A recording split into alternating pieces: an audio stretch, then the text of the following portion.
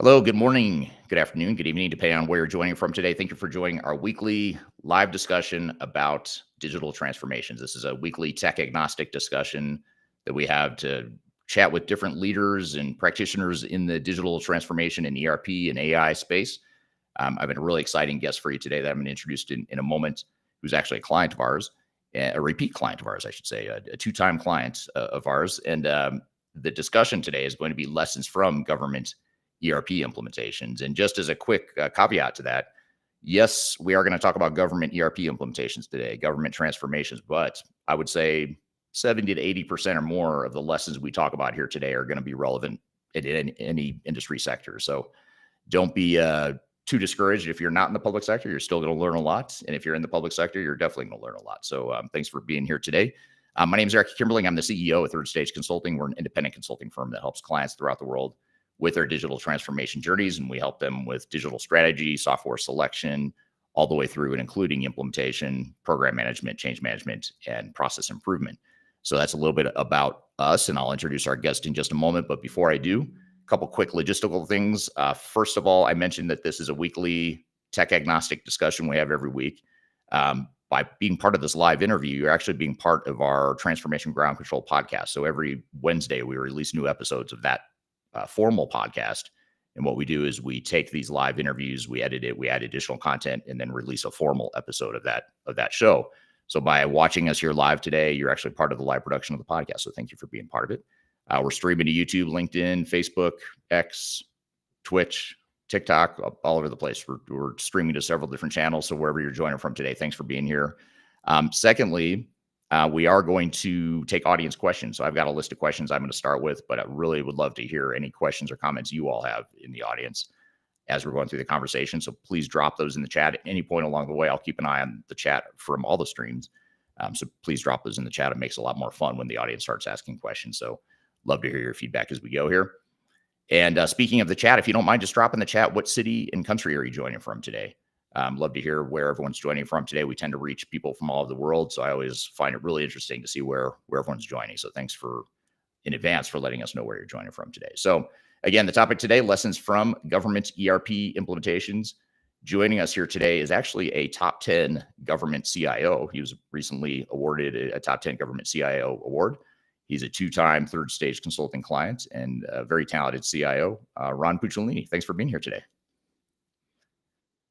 Thank you, Eric. Great to join you. Thanks for being part of this. I've known you for several years now. You've been a repeat client of ours at Third Stage, and yet we've never done a podcast interview until now. So I suppose it's better late than never, but I feel like it's overdue that we have this conversation. So thanks for being here today. For those that don't know you, tell us a little bit about yourself and sort of just your background and what you do. Sure. Thank you. So my background, I've been doing IT as a CIO for over 20 years, both public and private sector. So I'll be drawing on both of those experiences as I'm answering your questions. Most recently with City of Fairfield in Southern California in the Los Angeles Riverside County area. Prior to that, up in the San Francisco Bay Area, where I'm currently at, if you can't tell by my background. Been doing this for a while. ERP is one of those interesting things where kind of like once you touch it, that's all you can do. But there are many lessons that you can take from an ERP or other kind of digital transformation and apply to almost any other type of large scale IT project. And I'll try and draw some of those parallels for you as well. Yeah, absolutely. And that's a great point, that everything we talk about today and the questions that we've come up with to talk about here today, and hopefully even the audience questions, yes, we're going to focus on your background experience with government IT and government transformations, but so much of this stuff is cross industry and lessons that can be applied across the board. So a great point. Now, how did you you've straddled between public sector and private sector. You've done both.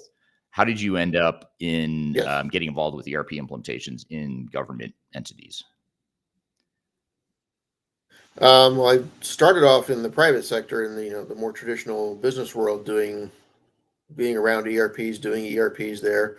During the whole .com experience, if any of the audience can remember that far back, that was one of my bigger tasks, was doing those for several startups. And then that just transitioned into when the government space started catching up and saying, oh, we need to update our financial systems. We want to do ERP. Well, I've done those. So guess what? You get to do it again. A lot of the lessons cross. There are some unique nuances, but they're not showstoppers. So it really is interesting how, regardless of what industry you're in, what public or private or anything like that, um, the the lessons, the work remains the same. A computer's a computer; it doesn't know what it's doing. Right. And you need humans to tell it what it should be doing. and Absolutely. we'll get into a lot of that here in a second as it relates to more the human component of it. Um, so how does implementing an ERP system in government differ though? I know you're saying a computer is a computer. You need to, it doesn't know what to do. You need the human element to deploy it. And so much, again, so much of what we're going to talk about today has, I don't want to say has nothing to do with government, but it's sort of like these are universal principles in many ways. But in general, setting that aside for a moment, how are government ERP implementations different? And what are some of the biggest challenges you've seen in the public sector versus the private sector? Sure. Um, I think there are three main areas where there is some difference. First of those obviously starts at the beginning of the process, the procurement cycle. In government, by definition, we have to be a lot more rigorous because we're spending taxpayer money, not our own money. So that process tends to be a little bit lengthier, tends to be a little bit more detailed. Um, I wish I could tell you it's always been better, but not Right. always.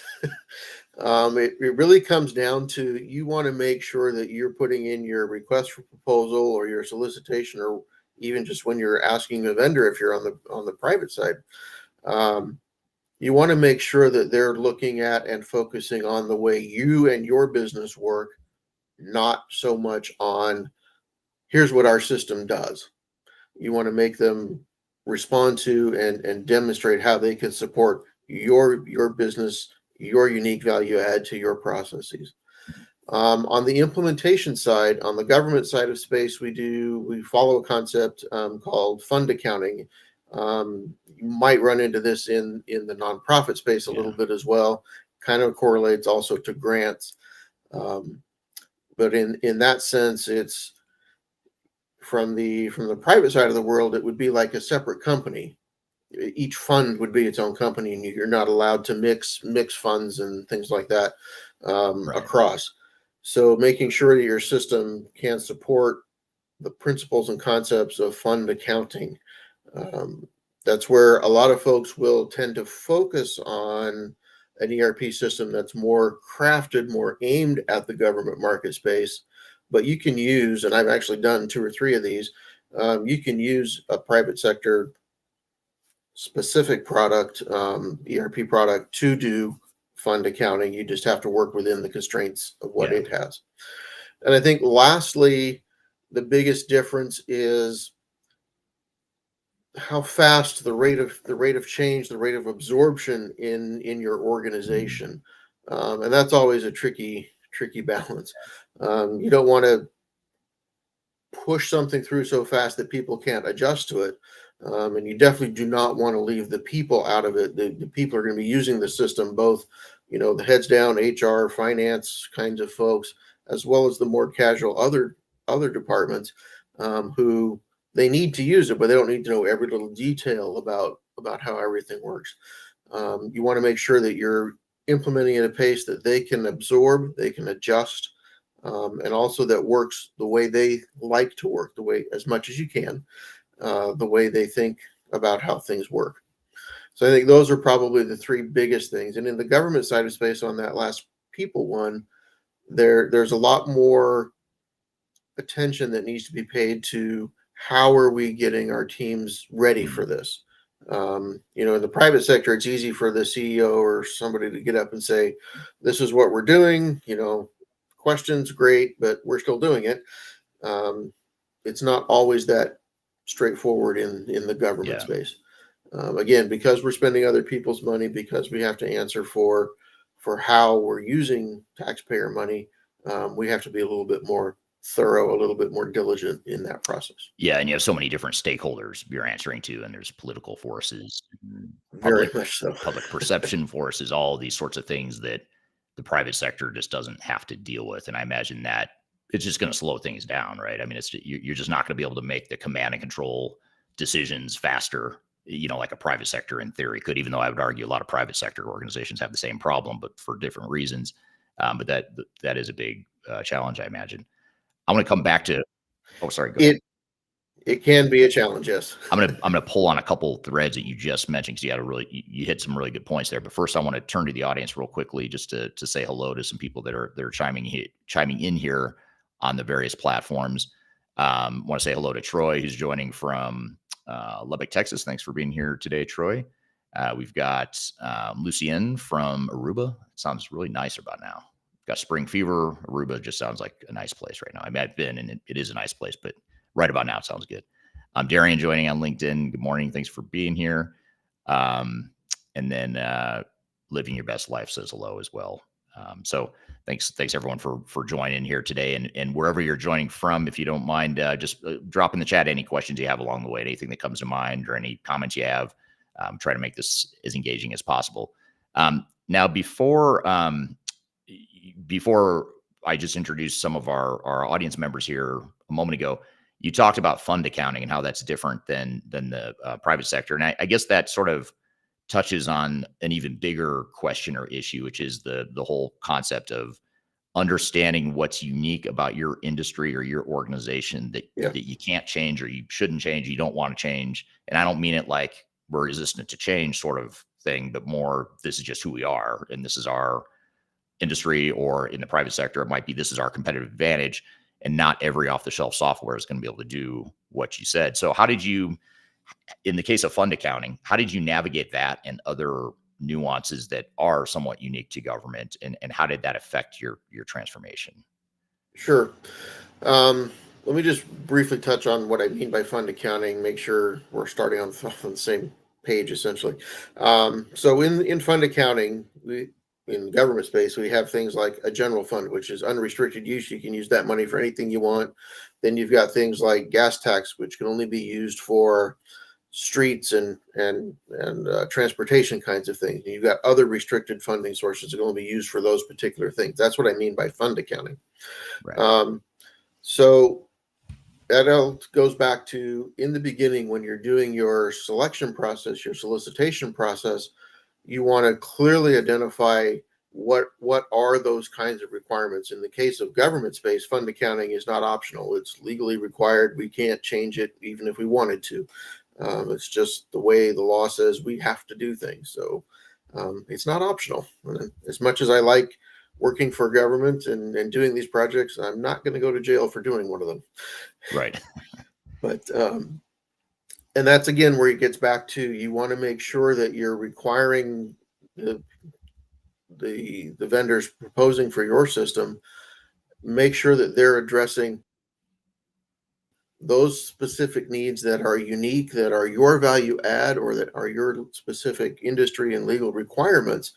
Don't let them just say, hey, we got all these bells and whistles. Isn't this cool? Well, yeah, that's cool. But how do you do these things that we really, really need to make sure we have it done?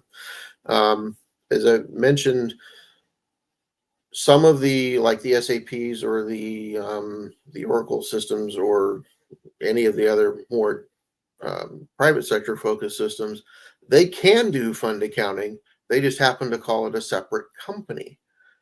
The concepts are the same. In company A, they have their revenue, they have their expenses, etc. Company B has its, and they don't mix. That's fund accounting.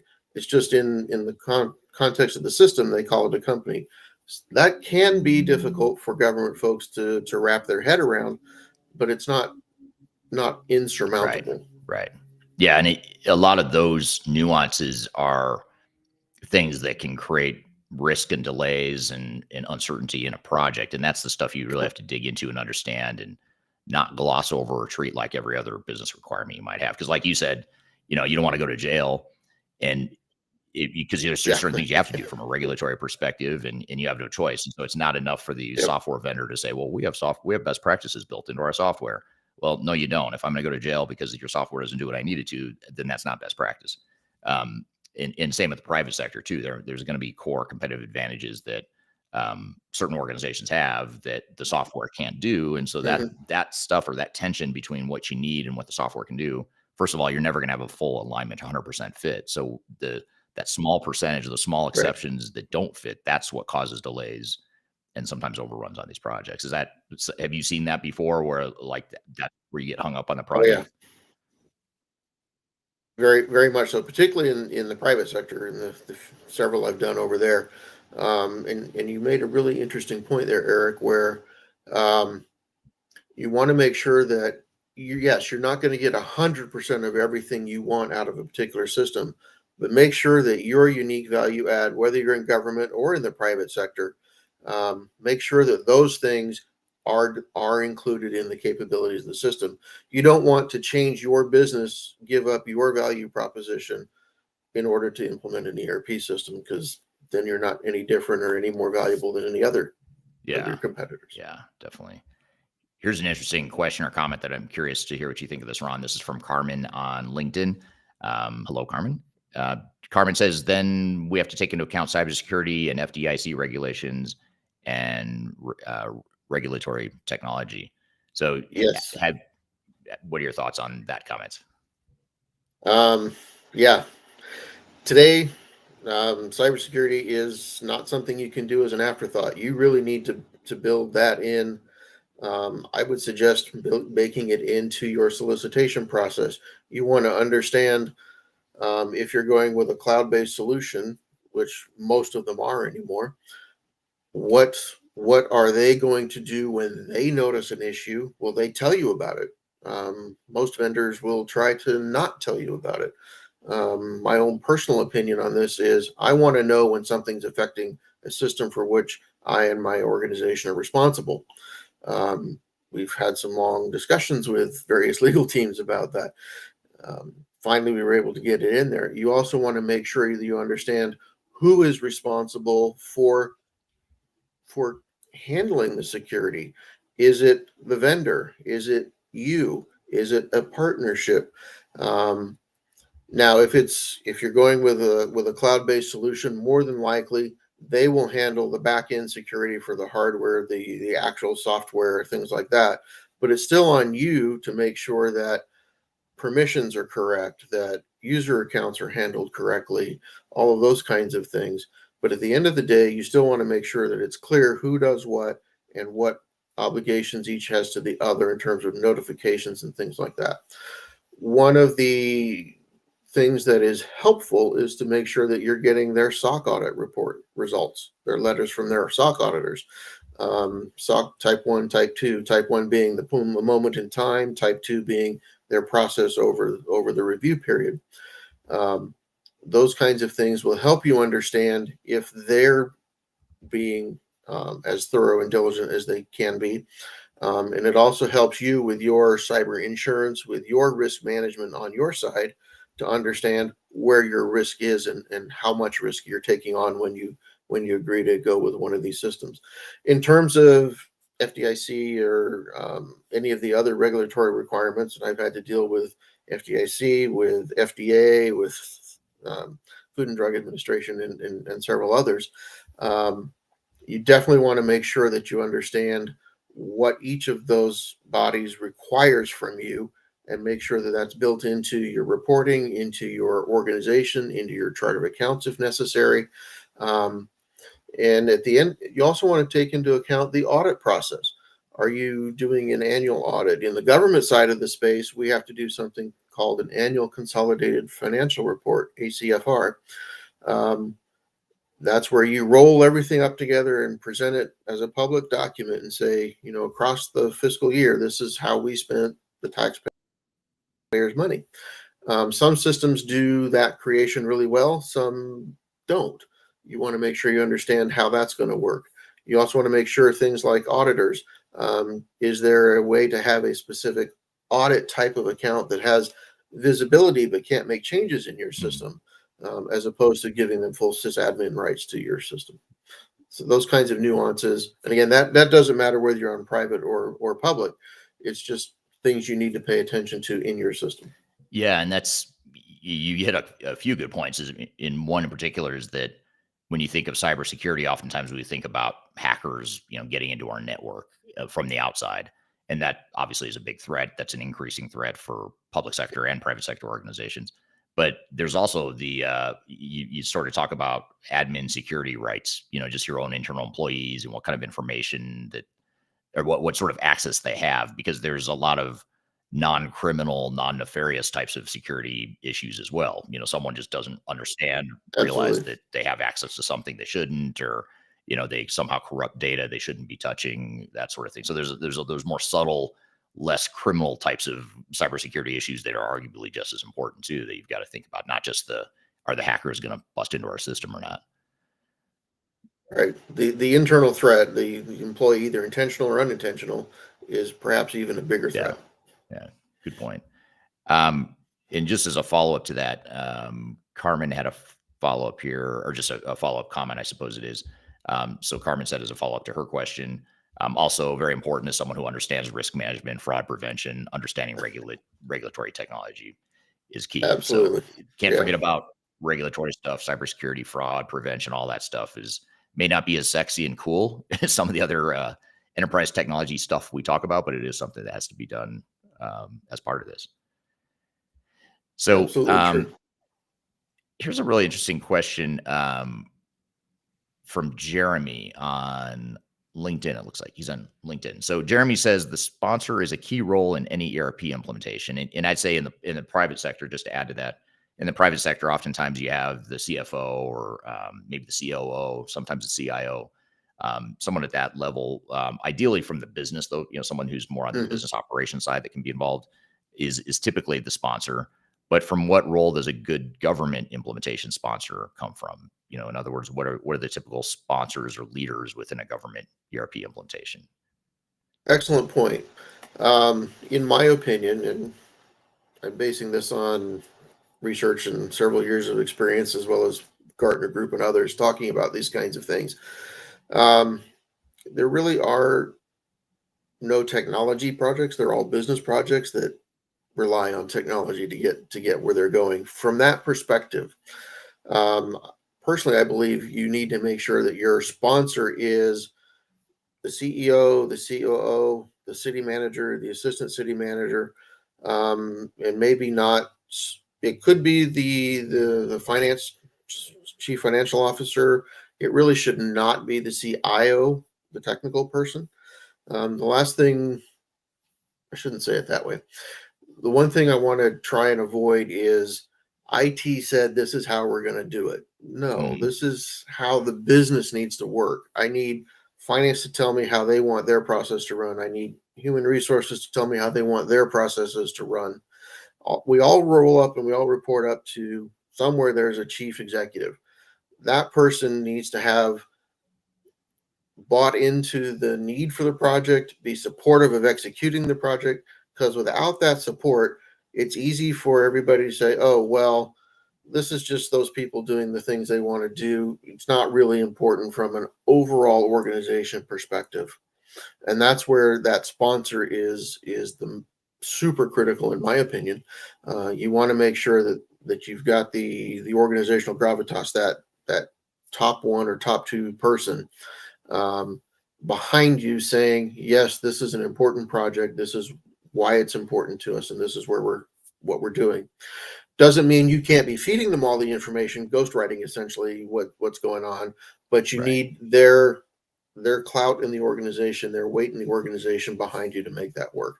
And that's true in government, probably more true in government than any other of the businesses I've been in. Yeah.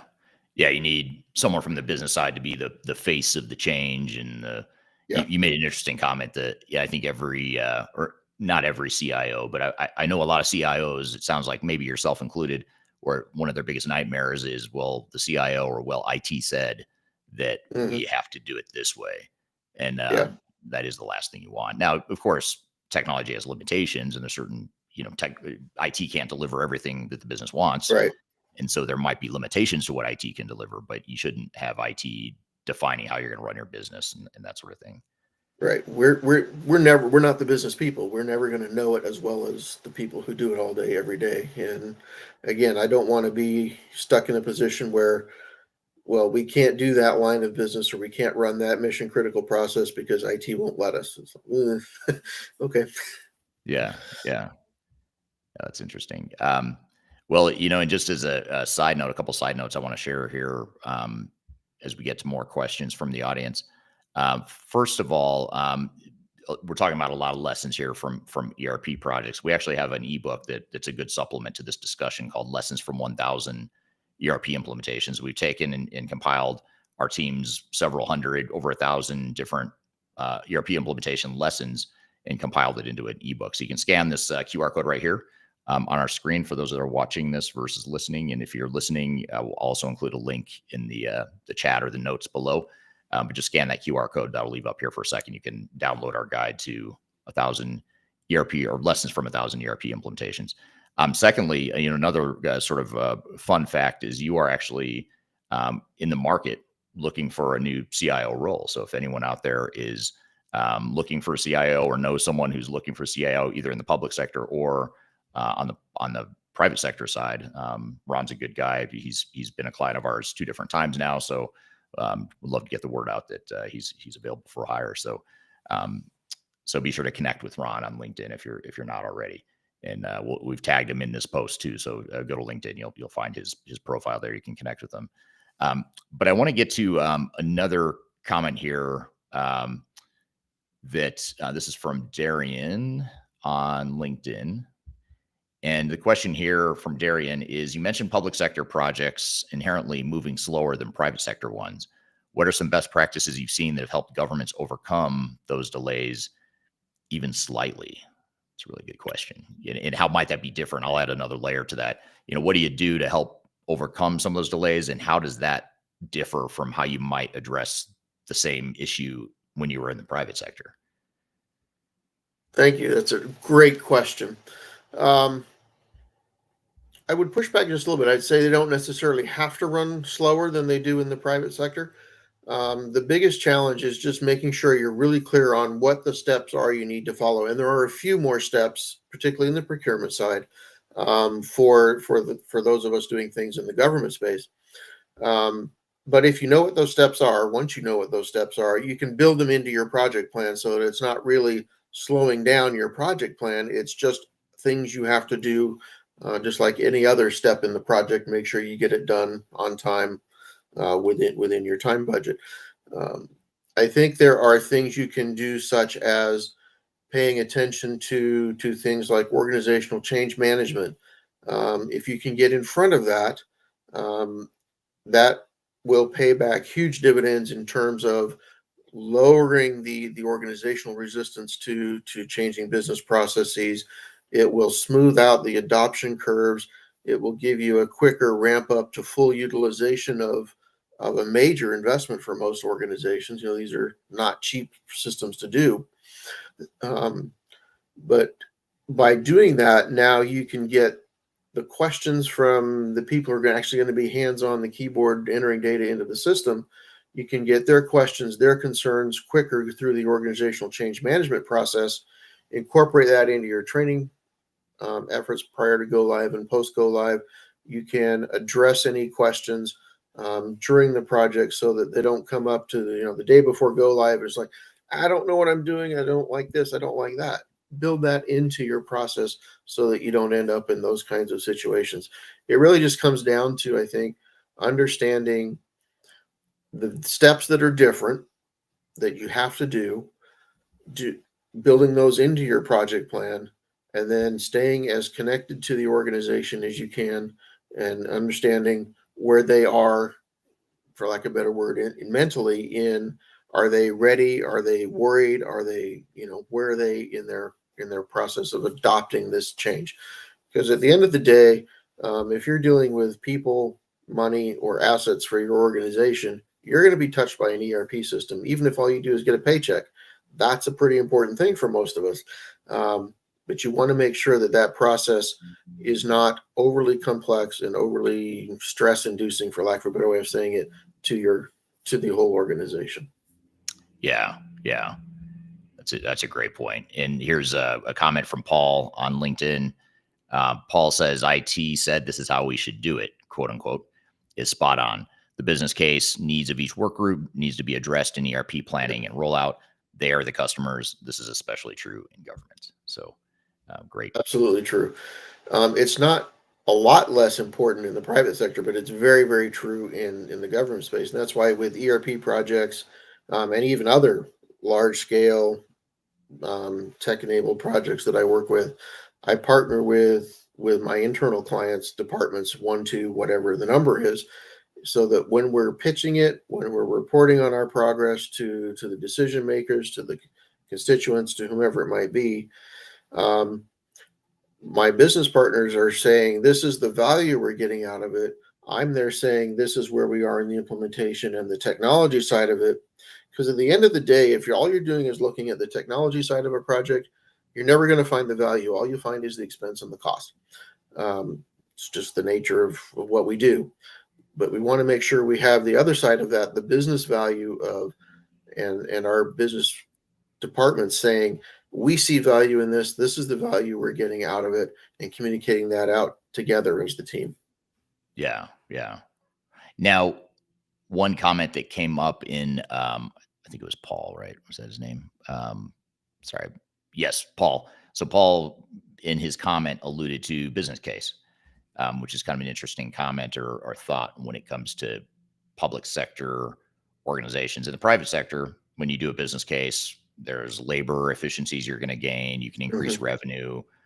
You can reduce your inventory if you're a manufacturer. You can speed up your manufacturing time. There's all these pretty clear, tangible business case benefits line items that are not always guaranteed, but they're easier to identify in some cases. What does a business case look like in the public sector? How is it different? Is it financially quantifiable in the same way? Do you see the same type of ROI that you might see in the private sector, or what are your thoughts there? From the labor perspective, from the business efficiency side of things, it's very, very similar. You're going to save X amount of time in this process, X amount of time in that process.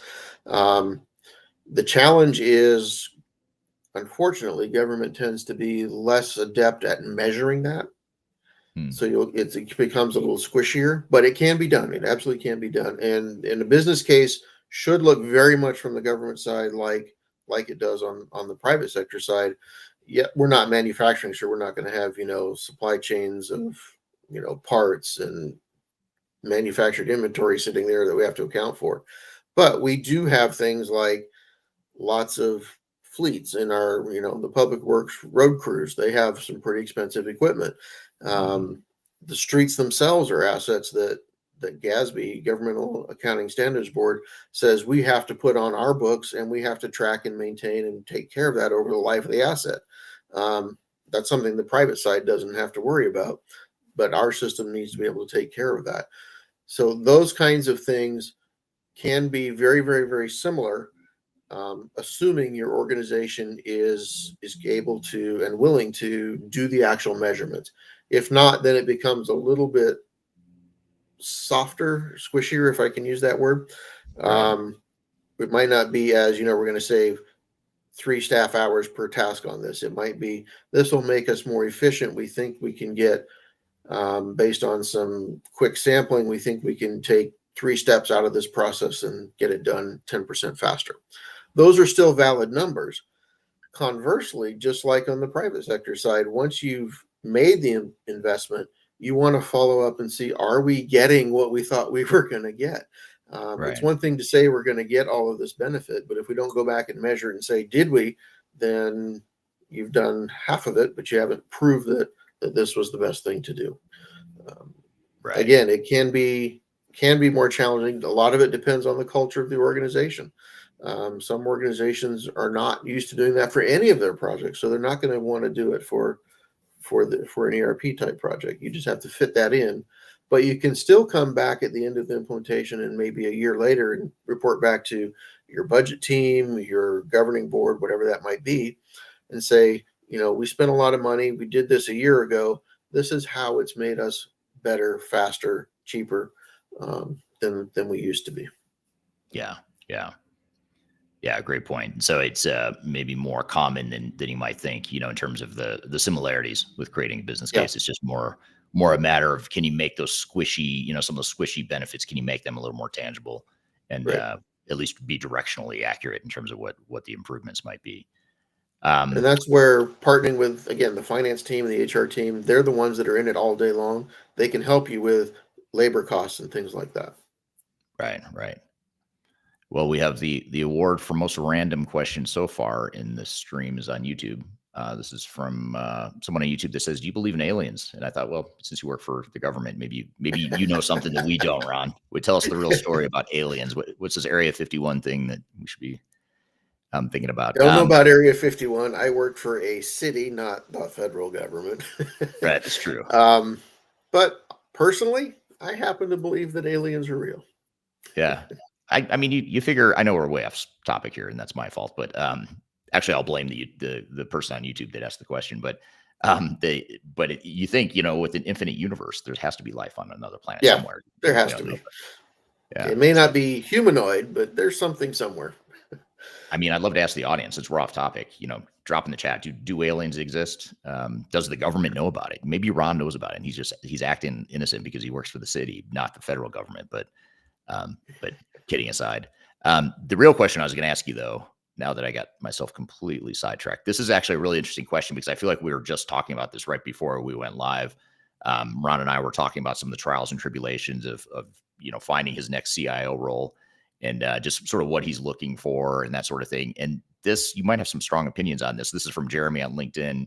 Jeremy says, what 3 things would cause you to walk away from running a technology project in government? So if you were, especially now, as you're looking at these different organizations, you might become the next CIO or leader of, what are the things that would scare you away? Maybe some of them already have scared you away. I don't know. But what are 3 things some examples of things you might see or red flags you might observe that might tell you that, hey, I don't want to be part of this. I don't think it's going to be successful. Great question. For me, it comes down to basic, the project management body of knowledge is if you're having a difficulty getting traction, if you don't have an engaged sponsor, if requirements are continuously changing throughout the life of a project, um, you have a lot of staff turnover, particularly at senior level, executive level type positions. Those are all things that would tend to say maybe we need to pump the brakes on this. Maybe we need to reevaluate. I would say if you're coming into a project, you've got these typically run 18 to 24 months. If you're coming up on month 26, 28, and you still haven't gone live with at least part of your system, why are we spending more money on something that looks like it's never going to finish? Let's understand what finished looks like. You should do that up front, of course, but let's make sure we all agree on what finished looks like, and let's get to where we're using the system before we start spending more money on refining. And otherwise, you just end up chasing your tail and you never actually get anywhere. Right. I think those are the main things is if the requirements continue to change or they're not clear, you're having a huge amount of turnover, particularly at the executive level, your sponsor level. Those are some of the flags that would say, this might not be the right time to do this. The other piece I would say is in your prior to solicitation and you're looking at your technical environment, if your technical environment can't deliver the features and functionality, the speeds, the system capacities that you need to do this project, make sure you have your technical foundation solid before you try and build on top of that. It's kind of like trying to hang curtains on windows that the foundation hasn't been built for yet. Right. It's good. It's a good analogy or metaphor. That's a great point. Um, Here's a comment from Joe on YouTube. Bro spitting facts. I have 2 teenage boys, and so I know enough to know that that's a compliment. So, bro, you're spitting facts, Ron. I don't know about you, but I love Thank you. I love when people call me bro. Like I feel so young, like, oh wow, I'm bro Yeah. worthy. That's cool. Um, here's a question from Troy, just building on this whole business case thread that we were just talking about. So Troy on LinkedIn says, related to the question about tracking metrics in the government sector versus private sector, what metrics are most important to you? Which ones are you tracking the most throughout a project? Excellent question. And oddly enough, they're very, very similar, whether you're in the government side or in the private side, at least in my experience. Um, we're tracking things like, are we on time to our project plan? Do we have the engagement from the project team, from the sponsor team? Um, are we delivering the value that we expected to deliver? And that comes back to your business case. Why are we doing this? Where are we in getting towards getting that done? And then at the end, after the implementation, did we meet those objectives of value that we thought we were going to get? It's never going to be 100% because just like budgets or any other sort of strategic planning activity, it's your best guess about what's going to be in the future. And unfortunately, most of us don't know what the future looks like. So we say we think it's going to be a 10% savings reduction.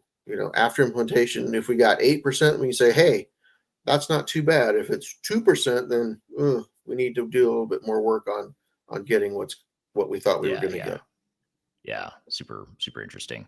Now, one thing I didn't ask you earlier that I probably should have asked you sooner is just when you look at your last two projects at City of Fairfield and City of Menifee in California, what system or systems were you deploying in those two cases? In both of those cases, we went with, through our selection process, we ended up going with Tyler Technologies' government specific ERP system.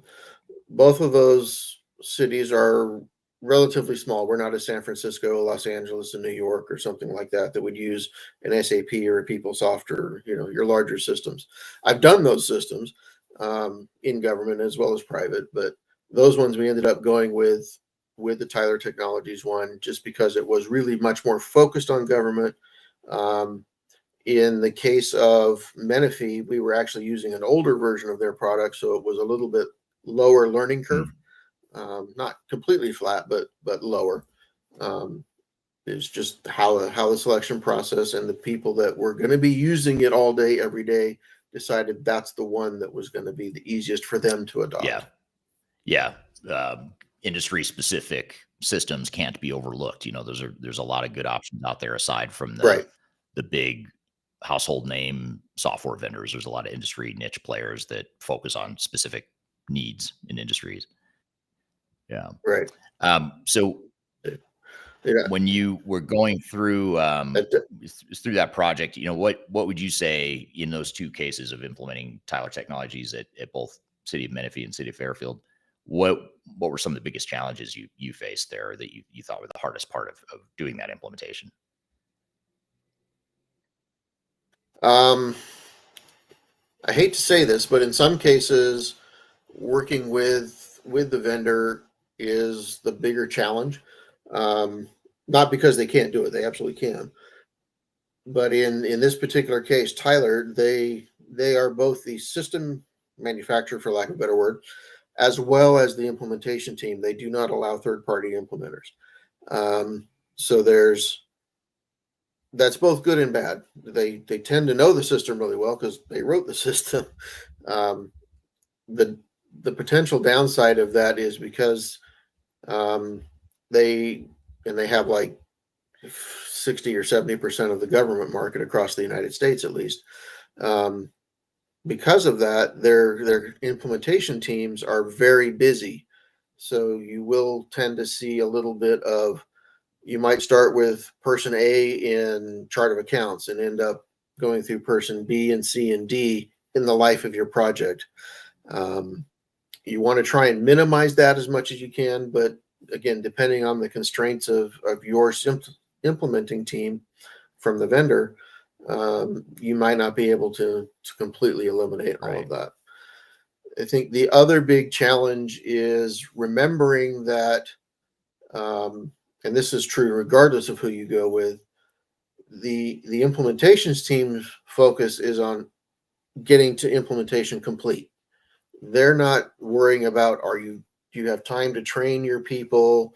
Are you taking enough time to make the decisions in the most strategic way about your chart of accounts, about your process re-engineering, those kinds of things? That still is something that the internal implementation team needs to build into the overall project plan. I would push back a bit and say, yes, the vendor team needs to come up with their project plan, but you still need to put your specific steps and things into the overall project plan. And it might be where, okay, vendor, your team's going to be done in 6 months. We need to add 2 months for our work to get the chart of accounts straight, to do our process reviews and make sure we've not got steps we don't need, and or we're adding another process. So we need you to go a little bit slower while we take the right amount of time to get Right. that done. Right. Yeah. Yeah. Great point.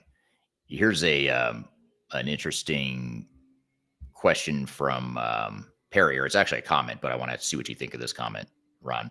So Perry on LinkedIn says, I think that any government major technology project needs to go through a business process discovery, reengineering, enterprise architecture, not just tech architecture, to simplify and automate some of the processes before engaging with an ERP evaluation.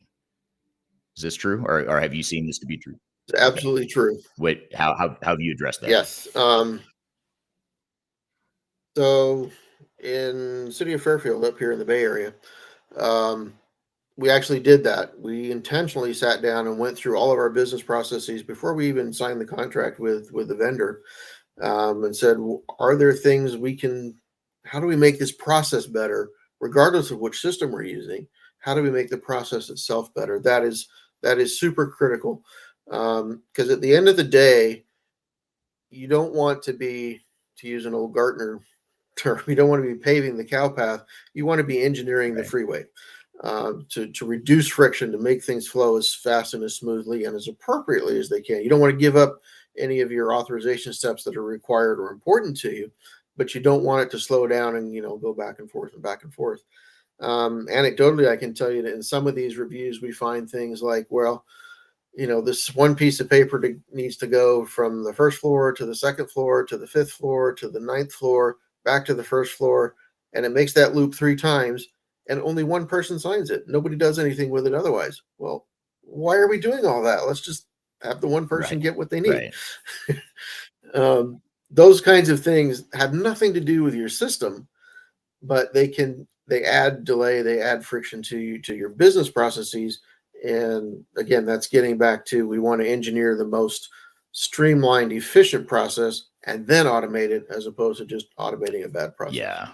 Yeah. And that gets overlooked a lot. I think people think that they have to find and deploy the new technology before they can improve their processes. And so many of the process improvements are not necessarily just technology related. A lot of times it's just you got a kludgy broken process because it's sort of just morphed into this mess of a process that if you just clean it up and sort of streamline it using what you've got, there's a lot of value you can get in the short term. And it also, from a change management perspective, it sort of incrementally introduces change slowly instead of all at once, one big massive change. It allows you to sort of incrementally adjust to some of these improvements along the way. Right. um, I want to come back to what you're saying. You were talking about Tyler Technologies a moment ago, and I forgot to mention this when you were talking about how you had deployed Tyler Technologies in both cases at City of Menifee and City of Fairfield. But the interesting thing about Tyler Technologies that I think a lot of times people forget about too is a lot of times you think, well, I can either go with a big name ERP system like SAP, Oracle, Microsoft, whatever, or I could go with a niche industry player like a Tyler Technologies, or in most industry verticals that we consult to, there's a lot of different industry players that build solutions just for Right. their individual niche. But the interesting thing about products like Tyler Technologies is that they're sort of like a hybrid of both. They're built on the Microsoft Dynamics platform, but it's very much tailored for Mhm. the government space. So it's not like you're dealing. So you were talking about how you had to deal with Tyler Technologies because they're the publisher of the software, and they are. But at the same time, it's also built on the Microsoft platform, and so you're getting some of the Right. benefit and some of the the advantages of being part of that Microsoft ecosystem. And it's not just Microsoft. I know Salesforce does the same thing. They open up their platform to third-party Mhm. developers to do stuff like that. So the reason I bring all this up is that if you're in government, of course, there's Tyler Technologies, there's other systems out there you could look at that might fit your needs specifically. But in other industries too, there's a lot of Microsoft partners, Salesforce partners, even NetSuite is starting to do it, where you've got third-party developers that are creating these very specific solutions on an existing platform. So be sure to look at those hybrid options, I guess is my point there, because there are a lot of good ones out there. Absolutely. There's no silver bullet that says this is the only way you should do it. It's you got to find what works best for you in your business and Yeah, your industry. absolutely. Although I will say in the government space, I think I don't have the data in front of me, but I believe Tyler Technologies is the most common one that we've seen, especially at the city and county level. Once you get up to In the United States, that's good a point true in the United statement. States, yes. And then at the federal level in the United States, that's different. Usually that's where you're going to see more of the the bigger players like SAP and Oracle, Workday as Yep. well. What when you look at the projects you've been through, what's the I don't know, what's the biggest takeaway or not mistake necessarily? I mean, there's a lot of mistakes to be made in these projects, but what's the biggest mistake or biggest lesson that you've learned from doing these implementations, whether it's for Menifee or Fairfield or in the private sector as well?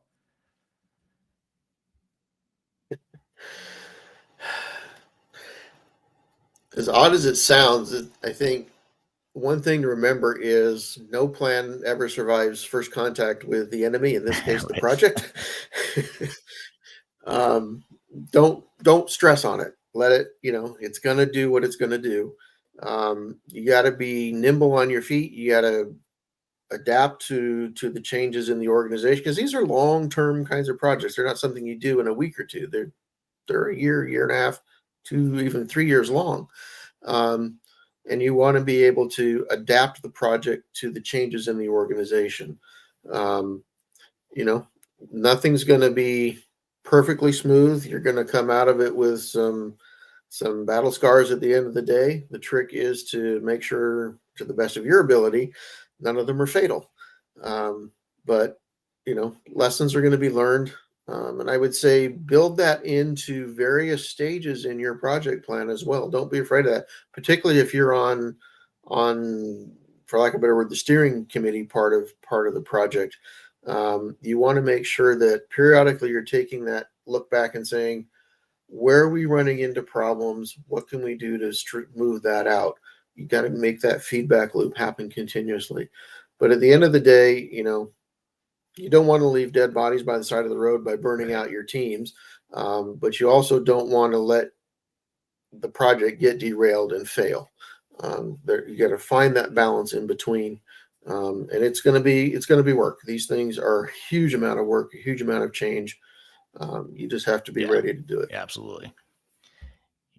Just to circle back on the alien thread, Perry on LinkedIn says that we are the aliens on Earth. So I think we've settled the whole are there aliens or do you believe in aliens? Maybe we've settled that whole debate, but I'm guessing probably not. Another quick question. I won't dive too far into this, but I do want to address it. This is from Vast CNC on YouTube. Vast says, where does Palantir enter the picture? LOL. So it's a joke, but actually Palantir is something that's used quite a bit for bigger federal and countrywide government institutions, not only in the US, but it's internationally as well. So Palantir is sort of a middleware BI AI workflow engine that sort of sits on top of legacy systems. So you can get some of the best, some of the best of both worlds, if you will, without having to necessarily replace your back office ERP systems. But the question I want to ask you, just to sort of close out and bring this all full circle now, Ron, is what advice would you give to other city CIOs or government leaders or any ERP implementation project leader, even in the private sector? What advice would you give for those leaders that are preparing for an ERP implementation? Pack your patience. Yep. If I could just touch on the Palantir piece for a moment. Part of what you want to do in an ERP system is recognize that it's not going to do everything that your business does. You're going to need those middleware integration points. make sure you know what those are up front. Even if you're not doing anything with it, just make sure you know what it is you're going to need to do down the road, so that you can build that into your system requirements and into your system. I would say if you're an organization looking at considering doing an ERP implementation, or even just a more general um, digital changeover in your business processes, um, don't forget to do the important work of defining what is the reason we're doing this. What's the business reason we're doing this? If that's not clear, it's going to be a struggle to get success. Um, Build in time for your organization to understand, to do the organizational change management, for them to understand the what, the why, the Mm, how, and as much as you possibly can, get them engaged in defining the how. Through your project teams, through your implementation teams, through your training processes, build in as much of that feedback as you can on. They're the ones doing the work. They know best what they need. Let them help you define and drive all of that.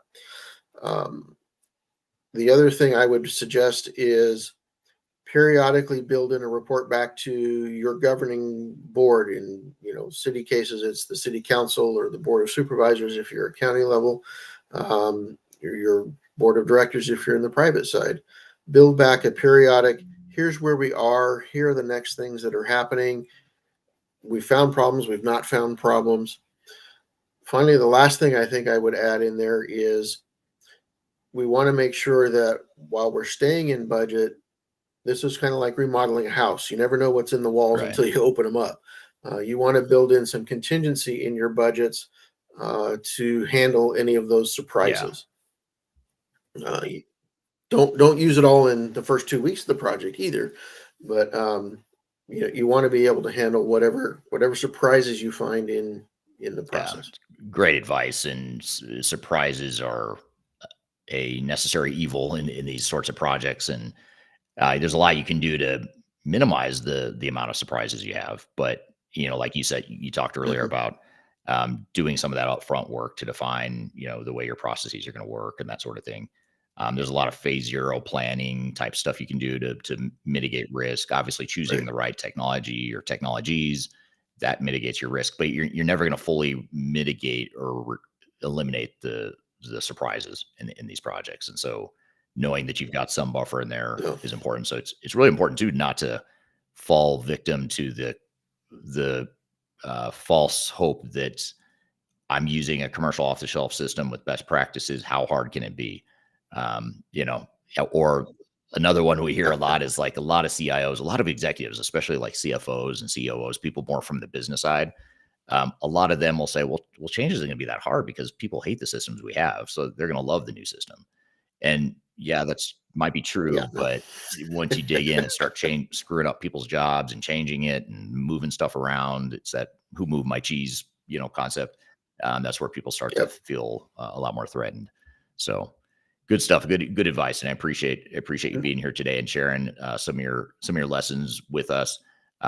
What's the best way to connect with you? Is it LinkedIn? Is that the best place to connect with you? I'm on LinkedIn. I will accept any request to connect. And yeah, I appreciate the opportunity, Eric. This is a lot of fun to talk about this. Find that I'm getting to benefit from some of my battle Yeah, scars. definitely. I mean, I mean, I love talking to people like you, not only because you've been a client of ours twice now, but also just because you have so much experience that we can all learn from. So I really appreciate you being here. If you'd like to learn more lessons about ERP implementations and how to be successful, whether you're public or private sector, check out the Lessons from 1000 ERP Implementations book. You can get that on our website for free. Just scan the QR code here. I'll include a link to it below. We've also tagged Ron in the post on LinkedIn. So if you're watching on one of the other platforms on YouTube or X or Facebook or TikTok, go to LinkedIn, look at my page, find the event on. You'll see this event on there. I've tagged Ron in it, so you can find him that way. But for those listening or maybe not on LinkedIn, it's Ron Puccinelli. And can you spell your last name? I know PUC, but then I get lost after with the L's and the N's and stuff after PUC. So spell your last name for us if you don't mind. Sure. It's Puccinelli. Okay, got it. The good. Italian. I call it Irish Sounds name. very Italian. Yes. Well, good. Well, thanks for being here, Ron. Really appreciate it. Great conversation. And hope to have you back. And good luck with everything you're working on these days. And love to have you back as you get even more experience under your belt. So thanks for being here. Thank you, Eric. Likewise, It's been and a thanks to the pleasure. audience for being here. Really appreciate your great questions. Again, we'll edit this. We'll add more content to it. We'll make it part of our formal Transformation Ground Control episode, podcast episode. Go to transformationgroundcontrol.com if you'd like to see that podcast. Follow it. You can subscribe to it at that website. You can see all the past episodes. We've done over 220, I think it is 215 different episodes so far. So be sure to go to transformationgroundcontrol.com to check out that podcast. Thanks everyone for being here. We'll be back same time, same place next week. Every Tuesday we do this at the same time, same place. Tech agnostic digital transformation discussions like this. So thanks for being here today. Hope to see you next time and hope you have a great week.